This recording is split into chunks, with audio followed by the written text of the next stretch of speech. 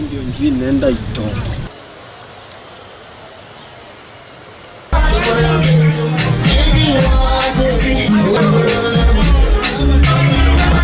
Sisi wacha tuwe watulivu na tuwache mambo ya kuserekea ati wewe ulikuwa Yuda ama ulikuwa Asimio.